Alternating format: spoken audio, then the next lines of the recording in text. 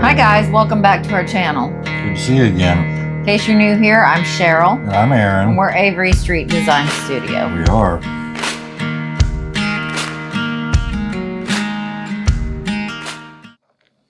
So today is a little bit different. We are going to have you guys spend the day with us while we answer all the questions that you guys have asked. Yep. And we have some running around to do, some places we need to go. And we also need to address all the questions that we get from you guys. We've been getting a ton of them here lately. So this is the perfect opportunity to answer some of them. And we're also going to fill you guys in on how we started our business and go over all that so you can get to know us a little better. Right. So let's go. Let's do it. All right, so right now we're going to drive over to a place I found on Facebook Marketplace that's giving away free, what are they called? Posts, yeah, like fence posts. Posts and pickets and stuff. Yeah, so we're going to check that out. It's not Martin Luther King. It's Columbus Day. I can't figure out what holiday it is today, so hopefully they're open. It's a business. But we figured we'd answer our first question before we take off. So the first question we have was, what was the product that started it all for us? And the first thing we ever built as a business was a coffee table. That was the first thing we built and sold. Made it out of pallets. But the first thing we built and made that really made our business take off was a oversized farmhouse wall clock. At the time when we did it, Fixer Upper was just getting started, and Joanna Gaines had put big clocks like that in all the houses she did. And so we loved them and we loved the show, so we tried to recreate that, and that was a very popular thing at the time. It was. I'll put a picture of the coffee table. I'll try to find a picture of the clock. There's been so many since then. But we were basically one of the first people on Etsy to put these clocks there. There wasn't anybody else. So our business kind of exploded overnight because of that. We got very, very lucky that way. And we started making the clocks out of pallet wood. We actually started our business with pallet wood. Yes. And it grew so fast that we couldn't keep up breaking pallets down and hunting them down and finding them and bringing them back. Is just too much work. So we switched to new wood. Yes. But that was it. That was the first thing we did. It was. It's been booming ever since. And now I don't even know how many clock designs we have now. Do you? Over 100? Well over 300. 300. Yeah, so many. Yeah, so. But I'll show you the first ever clock that we built. I know I have a picture of that, and the coffee table. I'll put it in this little segment here so you guys can see it. They weren't the prettiest things. We were first getting started with that kind of stuff, so they've way improved since then. We've really come a long way. So, well, let's go check out this place and see if they have any wood worth getting. Yep. And we'll answer some questions on the way. Yes.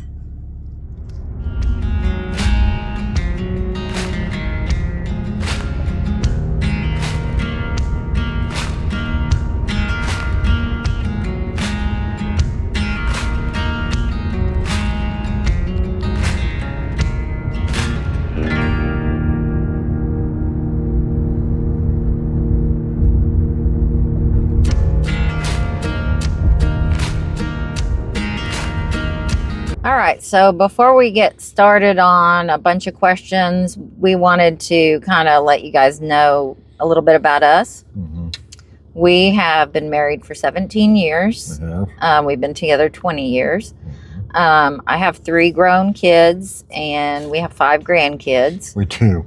Awesome. They're wonderful. I think you guys have seen a couple of them, but our oldest is a girl. She's 13. Then we have a grandson that's 7, a granddaughter that's 6. No, and she's 7, isn't she? She'll be 7 next year. Almost 7. Almost 7. A grandson that is 6 and a 3-year-old. Yep. He'll be 4 in November. We have both worked together. We worked at a furniture finishing company, a design company. We did bars and things for like Augusta National. The Chickasaw Heritage Center here in Oklahoma. Yep. Lots of golf courses all over the country. We ran the finishing shop there. Yes. We also did new construction, new house painting together. So we both had a lot of experience with painting and stuff.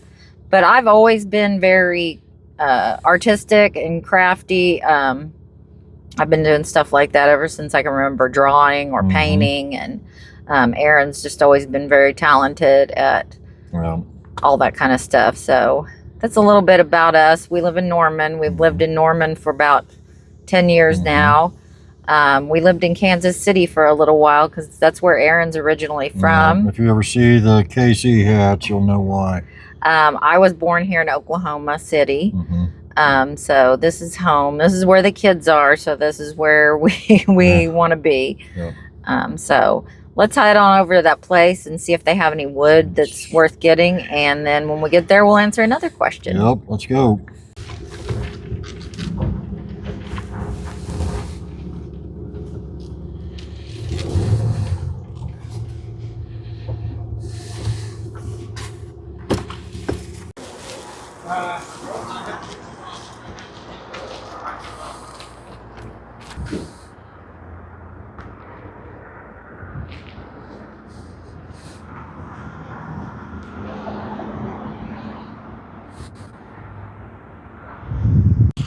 It's a reclaimed wood gold mine out here.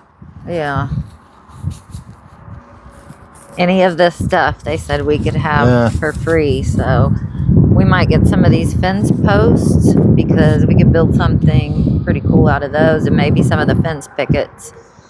You can build all kinds of things out of fence pickets. Yeah. You guys, this is a reclaimed wood dream. Like all tons of fence pickets, posts, just everything. The place is Rockin' Wood, and they make things out of reclaimed wood. You guys should check them out. I'm sure they have social media.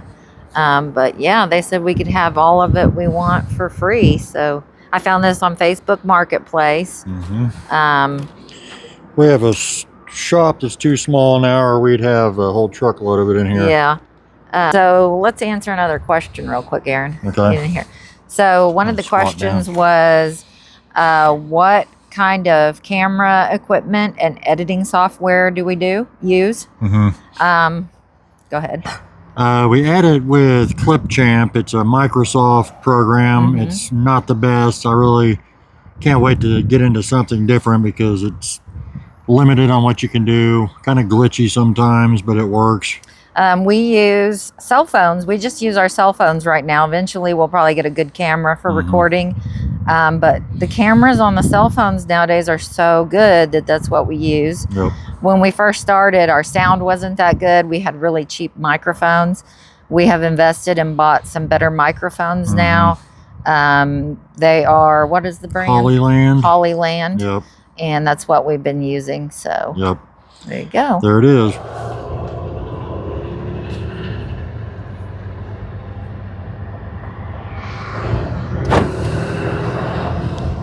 Now we're going to stop in Hobby Lobby.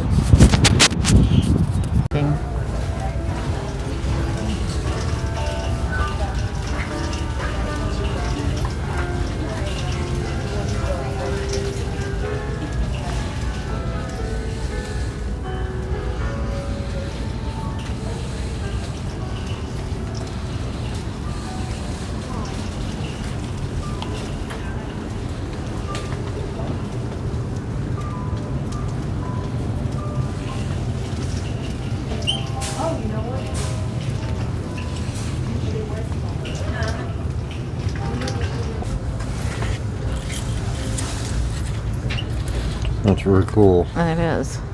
I really like that. Looks like we might have another project.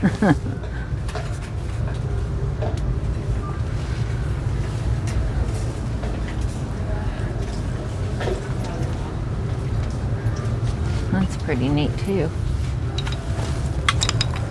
Huh? Oh. I like that a lot. Yeah.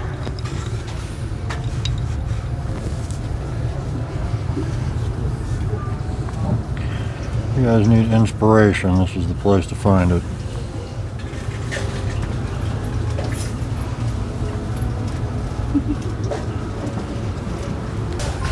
It's in pink and white and green. Those are so cool. They are.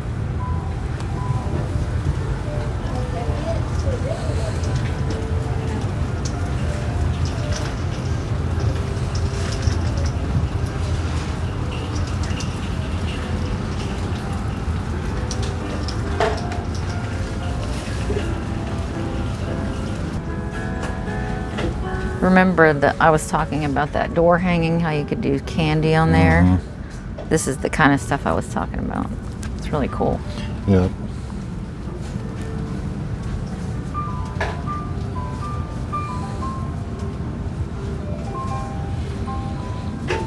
Apparently everything is covered in sugar this year for... Well, that's just one aisle. Yeah.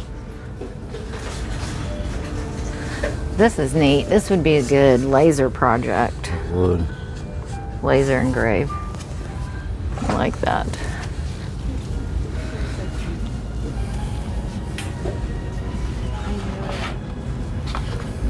Advent calendar. Kind of cool. Although I like this one better.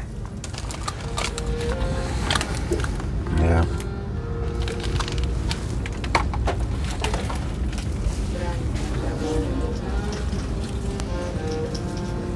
Pieces of candy in. Mm-hmm. It's very cool. It is.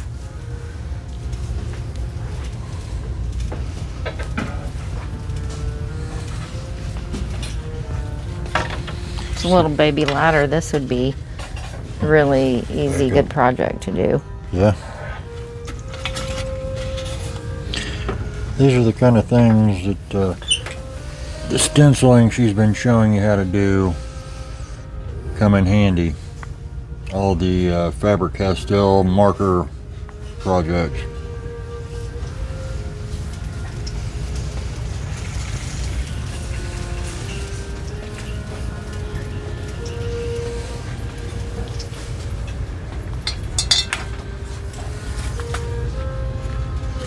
This is, I've been seeing these a lot this year. I like this one. And then you just move the star or snowflake star, whatever it is, to the day. Cool. That's cool. Yep. What do you know? Yep.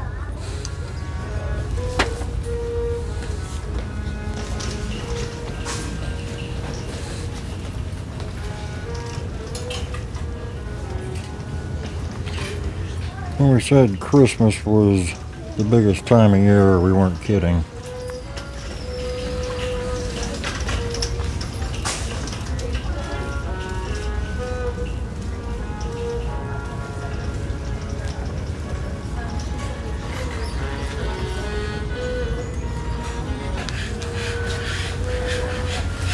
So one of our most asked questions is, where do we get our blank stencil sheets? We get them here.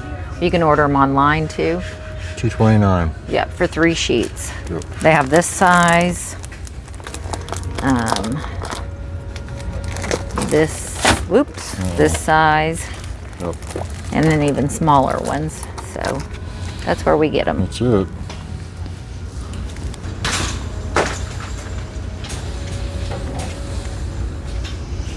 Hobby Lobby has their own line of craft paint now. It's like 49 cents. Mm-hmm. We've used it. It works. It's great. Okay. Ornaments. Mm-hmm.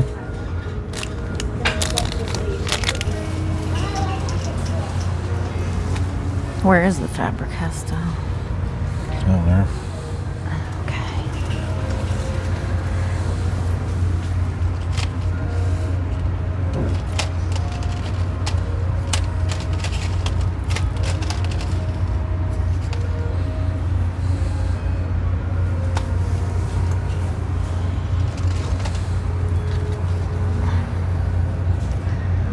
The skinny one I use says B on it. I said number B in the last video. I meant letter B.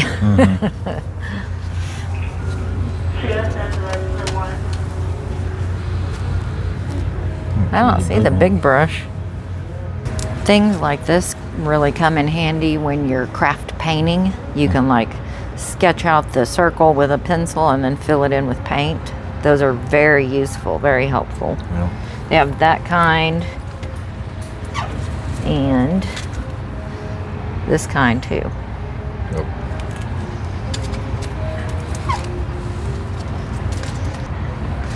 This could be used on the snowman ornaments. You could take that shape right there and make the carrot nose, and then the little dots for the eyes, and then that for a smiley face. These are like 99 cents.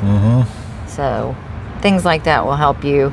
There's even a smaller size you could do the carrot nose out of. That'll help your product look nice and neat and, you know, helpful. And always check the clearance area at your Hobby Lobby, because like here's some stencils for $1.12. Yeah.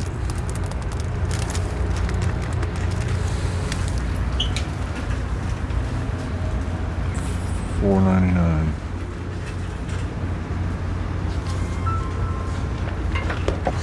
Stop here, Santa. Okay.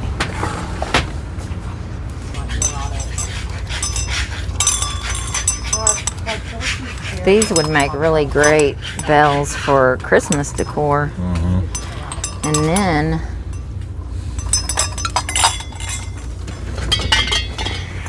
dang, those are huge. Yeah.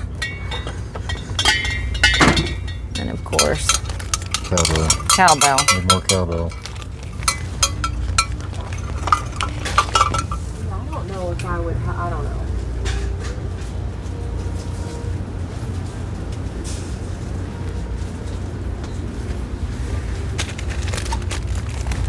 These are great to put feet on stuff like trays. Yep. Some of those are the ones we used on the on the coffin tray. Find which one it was. One of those up there, I think. Yeah, it was this kind right here. Yeah. Yep. And see, they're flat on the bottom, so or I mean on the part you would attach to the wood.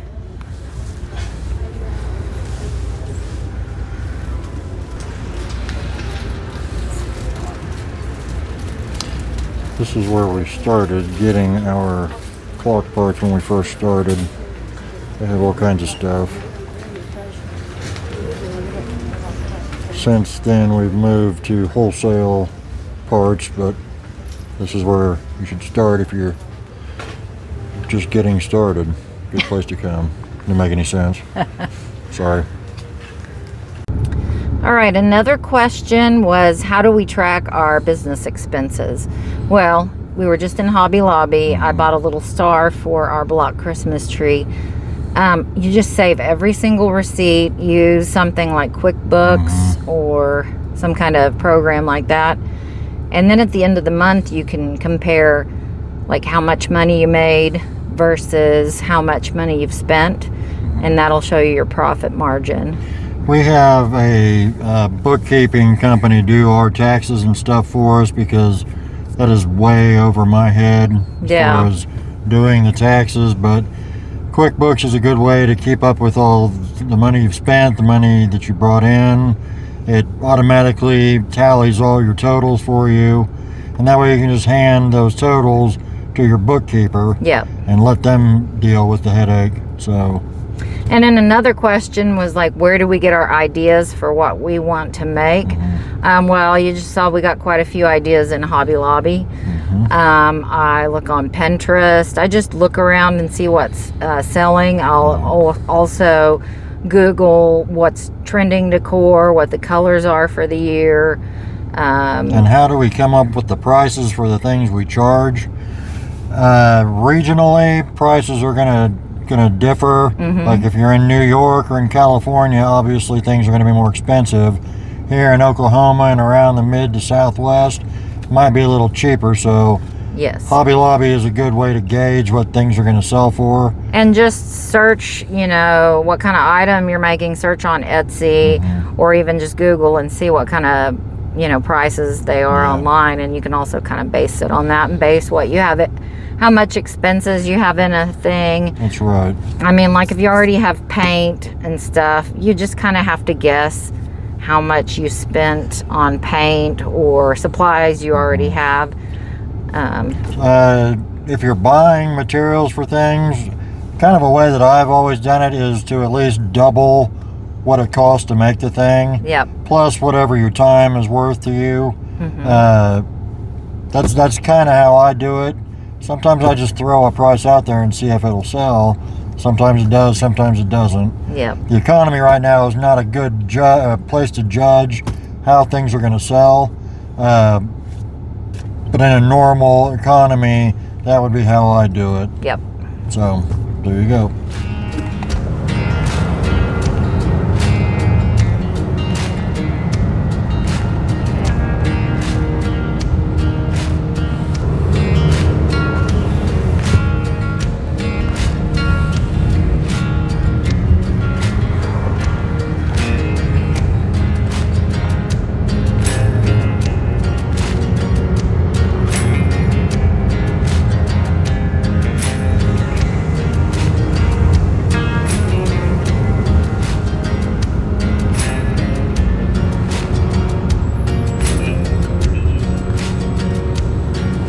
So you guys know we live kind of right down the street from OU. So here is the college.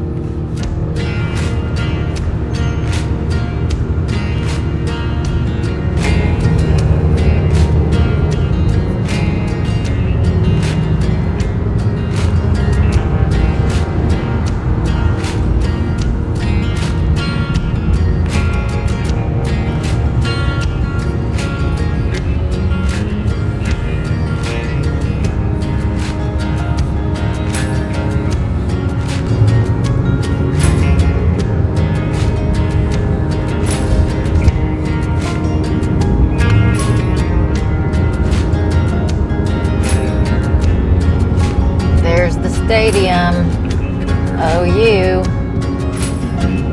Boomer Sooners. All right, guys, so we're back home and we're going to answer some more of the questions. The next question is, how do we promote our business? Now, when we got started, it was a lot of Facebook. Etsy was mainly where we had our stuff listed, so there wasn't much promotion doing that. Yeah, you can run ads on Etsy, you still can, and now they do mandatory off-site ads to where you don't even have to run them, and they generate sales every now and then. But starting out, we ran some ads and they were kind of effective, kind of not. Just really word of mouth and people searching for your stuff. Yes. Yep. Okay. Craft shows, tips and tricks, what sells, and pricing. Well, when you do a craft show, you really don't know what's going to sell. Like we've said before, it's good to have a variety of things in different prices from low end to high end because you just never know. Something you think might be going to be the hot seller, you may not even sell one of, and you'll sell like a bunch of something you weren't prepared that was going to sell. So it's just good to have plenty of everything. And there might be people with the same sort of stuff as you at the same show. Yes. You just never know. Yeah. Keep an eye on what's trending on Etsy and on Pinterest and just online in general. Got to keep an eye out and bring a variety of things. And make your booth very attractive. We have a picture we'll share of we did an outdoor show in like a parking lot, and I think our little stand looked pretty good. If you're gonna have hanging things, like we made a pegboard and ways to hang stuff, and just kind of arrange it to where it looks like it's decor, and looks attractive. So that's one of the most important things. Right. And as far as pricing, that's just what you have to figure out, how much time, how much cost you have in things, just kind of keep track of that. and just probably look around online before you go to see what things are priced at. Yeah, and if you want to take them all back home with you from the show, you know, Yeah. you can, if you can see your stuff's not selling, drop your price. Yeah. Because it's a lot easier to give it away to somebody for cash than put it back in your car and take it home. Yeah. So, yeah. Okay, pallets, breaking down pallets, and where do we get them?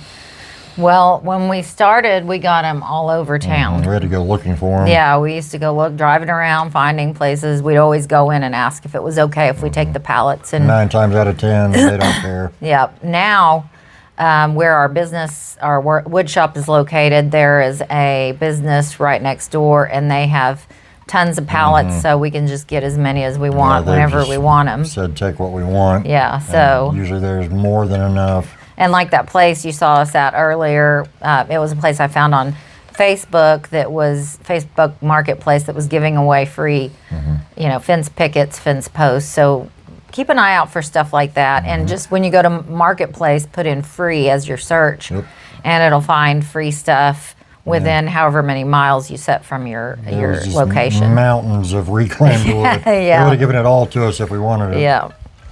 Okay, where do we sell?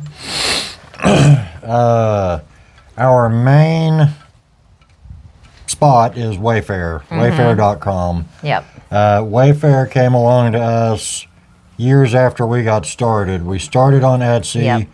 and We were grew doing shows too. and shows. And our business grew, and we kind of laid off the craft shows because the Etsy business was booming. And I put in a submission to Wayfair, and they accepted us. Yep. And that business has grown just by leaps and bounds. That's how we make our money, basically. By far, you sell more on Wayfair than any other site we have found so far. They promote their business. They advertise like crazy. It's everywhere, anywhere and everywhere on the internet. You'll see a Wayfair ad. Plus, they do the TV stuff, so they're driving traffic all the time. They do. And if I search out one of our clocks on Google on Wayfair, well, it may come up in a website. It shows the clock I've looked at. So they have ways of putting it in your face, even if you don't want it to be. So that's really good. And after Wayfair, we've kind of got onto some other sites. We've gotten onto Walmart.com. We're on HomeDepot.com. Amazon. We don't do Amazon anymore. We weren't very happy with how it worked out. No. But yeah, and there's other websites where they have contracts with all these big websites, and they're like a third-party listing service. You can put your stuff on through them, and they'll branch it out into all the sites. Yep. Okay, shipping. I think we've gone over this a little bit in one of our other videos, but we mostly ship through FedEx. We get the best pricing. We have an account with them. You don't have to have any credit or anything to set up an account. You just have your bank card or credit card on file with them, and then every time you make a label, they just charge your card when you ship it. So you can get a printer, one of their thermal printers, and labels. To us every month. Yeah, they rent them to us, and they provide labels for free and shipping pouches for free. So you just go online, put in an order, and you'll have them in a few days. So that's very handy. UPS is similar. Yeah. Similar prices, similar service. They also rent the printers and provide all the stuff. Yeah. We've found that our prices are a little bit better with FedEx. Yeah. So that's why we use it. Plus, Wayfair ships our stuff through FedEx. Yeah, they provide all the labels and everything. We don't have to pay any shipping on the Wayfair. So that's all through them because they probably get the best prices out of anybody. Now on Etsy, you can buy your labels through Etsy, and it just comes out of how much money you're making. Your payment. Yep. So that's a good way too. USPS is good for if it fits, it ships boxes. Smaller stuff. Bigger stuff is way expensive on post office. Okay. The most important tools to get started. We started with a miter saw, a table saw, and a router, basically. And a hand sander. Those are the things we use the most. Yep. Every day, multiple times a day. Those are the tools I use. You just start off with the bare minimum. Yeah. And then as you make money and get going, you can add tools, and that's what better we've done all through the years. We've just added more and added more. There's still a lot we could get. We don't have everything we would like to have, but we will eventually. You know, we're just doing the same thing still, just adding to it. Yep. Okay. What wood filler do you use? I use Famo wood. I showed it in one of our last couple of videos. They sell it next door where we get the pallets from. It's a construction supply. Yeah. It is the best by far that I've found. It's really inexpensive. It dries really fast. It doesn't shrink or crack very much. And it stains really well. FAMOWOOD. Yep. Yep. All right. Let's see. Your paint box, your drying box, your oven. Years ago, I worked on a production paint line in Kansas City. I was the painter in a window factory, and it was on a conveyor belt system, and it went in front of me to paint, and then it went through a big drying room, oven, giant, and that got my wheels turning. That the busier we got, the less time we had to wait for paint to dry, so I made a box out of OSB. I drilled 4 holes in the top and just bought some cheap hair dryers at Walmart. It's about time to build a new one, so when I do, we'll make a video of that. That thing, I use it all the time, every single day. It has been so handy to have. It's really saved us a lot of time. We've come up with so many ways to save time and cut down, you know, make everything as streamlined as we can for our business, because time is money and we don't have time to wait. Yeah, and as you get going, everything will just fall into place. You'll get your system down. I mean, through the years, like you said, we just found faster ways to do things, to streamline everything, and, you know, it'll just fall into place and you'll get in your rhythm and just get it to where you can do everything pretty quick. Yep. All right, the next question is, how do we figure our shipping dimensions? The shipping dimensions are based on the overall size of the box, the length and width and the height of the package. And always add like an extra inch to everything, because if you don't, FedEx will do it for you. Yeah. We've kind of dialed in the cheapest route to ship our stuff.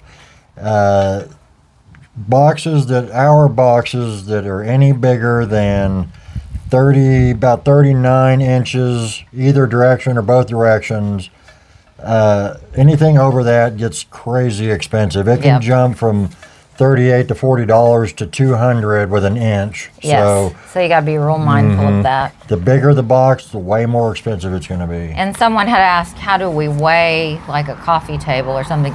We don't. We just kind of have to guess. They base the weight of the box on the size of the box. So even if it's a 20-pound item in a 4-foot by 4-foot box, they're going to rate it for like 150 pounds. So it doesn't really matter how much it weighs. It's all based on what the box size is. So just put in your best guesstimate of how much you think it weighs. Yeah. Definitely measure the exact size of the box. Yeah, that's most important. Yeah. Like FedEx ships, if it weighs less than 150 pounds, they will take it. So just measure your box and they'll do the rest. All right. The next question is, do you actually sell any of these items? The stuff we make on YouTube, sometimes. Yeah. We have a business that we make a certain thing. We do well with that certain thing. And occasionally we find something that we build and want to sell, do it on tape, video, whatever it is. What we're doing now is to help you guys. However, when we first started, though, we made a variety, of things. And when we did the craft shows, we had everything, signs, little, like clocks, fall pumpkins, door hangers, all this kind of stuff we're making. Tables, we sold at our shows. And we've got such an amount piling up right now of these things that we've made that we're looking for a Christmas show here in Oklahoma to do within the next month. Yeah, if you guys are interested in any decor, holler. We've got a lot of it. Yeah. But yeah, we don't, the stuff that we've been making for the holidays and stuff, we aren't selling that ourselves. We're not going to build something and then run right out and sell it to compete with you. We're doing this to show you what is possible with the littlest amount of money and, creativity, basically. Yep. All right, how do we handle sales tax? Yeah. Now, on Etsy, they do the sales tax for you. Wayfair, they pay the sales tax to Wayfair, so we don't ever have to worry about that. Now, if we do a show, we went down to our state Tax commission. The tax commission, and we got a sales tax permit. As you get going too, you can get a manufacturing sales tax permit that will waive taxes at the hardware store, Hobby Lobby, all of those places. Some states, and for sure Oklahoma does. Maybe Texas does. I know Missouri does not. Yep. So check with your tax people, because that's a ton of money to save. If you're paying tax on materials and you got to turn around and pay sales tax on what you sell, that adds up. Yeah. So the only time we've ever had to pay sales tax for the stuff we sold was local, like if we did shows. Yeah. And so that's pretty easy to handle. Yeah. Okay. Where do we get our stencils? Now, we showed you earlier where we get our stencil blanks. A lot of stencils I make on Cricut. I've actually bought stencils. I buy them on clearance when I see them at Hobby Lobby. I've ordered them on Amazon. There's a stencil place online. I think it's Cutting Edge Stencil. They have really good stencils. Temu, they have really good stencils, and they're cheap. They also have screen printing like sheets with like an image on it, and you just get it and you stick it to the wood and just rake the ink over it and then lift it off. When we started, though, we were cutting our stencils by hand with an X-Acto knife. They weren't pretty. No, but they did the job, and they got us started. So, boy, when we got that Cricut, that was like the best thing we could have ever got. I love it. I have 2 of them now, so they're wonderful. What do we seal our wood with? The majority of the stuff we seal with, like our clocks and some of the small stuff that she does the marker on, I use. Now I use Gemini lacquer sealer. We keep it set up in an airless sprayer all the time because we use so much of it. But that's what we use. You can use polyacrylic, water-based polyurethane, basically. And before we did any of that, like when we first started, we would buy cans of sealer spray, just a finishing spray. And you just spray that over that way if any of the excuse me, my allergies are bothering me again. If wood got wet or something, your paint wouldn't bleed or your marker wouldn't bleed. Those markers don't bleed though. Once they're on there, they're on there. But if they get wet, they can kind of discolor the marker. So that's why we seal what we seal, is because of the markers. Otherwise we don't seal things. Yep. What grit of sandpaper do we distress with? With the power sander, it's 100 grit. With like a sanding block, it's like a medium grit. Sometimes a fine grit if you don't want to tear it up too bad. Nothing very heavy, because you want to take a little longer to get through the paint than doing it real fast and then destroying your work. So sneak up on it a little at a time. Yes, always start off light, and then if you don't like it, then you can go heavier and heavier. But if you go too heavy right off the bat, you'll just have to repaint it, and that'll just cost you time. You might damage your piece. Yeah, that's possible too. Yep. Okay, our final 3 questions. How did we transition to doing this full time? Yep. I lost my job. I was working as a security guard and lost my job, and we were already doing the craft shows and doing this part-time. And business was kind of building at a rate. Sorry about that. That was a truck driving down the street. We're outside. our business was progressing fast enough that we were able to kind of make that transition. It was kind of a make it or break it Yeah. kind of thing. So we put everything we had into it, and We got lucky. We were basically. fortunate, We got blessed really enough lucky. to have it work. So that's how we did it. Yep. Where did you run your business? We started out of our garage here in Norman. Yeah. Started building the stuff. You know, the first couple pictures I showed you at the beginning here were the first couple things we built, and just slowly, while we were both working our jobs, built in our spare time and started listing them on Etsy. And Then we rented our first place, which it was just at a storage unit. It was the biggest size of garage, like storage unit they had. It had electricity and lights. And I think it was 100. We ended up being in a 75-foot long, tall ceiling. it was good because it had doors on each end. Right. And so the air would flow through because it gets really hot here in Oklahoma. And of course, we asked the storage place first if that's something we could do out of that storage unit. And they said absolutely. all for So that's where we did. And then we found a permanent spot here in Norman. And we have been in that place for 8 years, I think. Yeah, long time. There's our dog barking. Sorry if you guys hear all these noises. We met the landlord of the place that we are now and got along with him really well Yes. and moved in. And we've kind of bounced around the little strip building we're in. We've rented almost all the spots in that building until we kind of settled into the one we're in now. He helped us build the office the way we needed Yes. it. And Yeah, because when we first rented that spot, it was just all garage except for the front office where we pack. And he helped us build the office back there where I do all my finishing in. And we had the spot next door to us too, with the wall taken out between the two. But now things have gotten to where we don't need both giant shops. We've kind of consolidated down into one. Yeah. It's just the two of us doing our business right now, so plenty of room for us. That's where we film our YouTube videos. It all worked out really well. That's why it doesn't look like a nice, neat Yeah, set. it's an actual wood shop. There is sawdust everywhere. We try to keep it as clean as we can.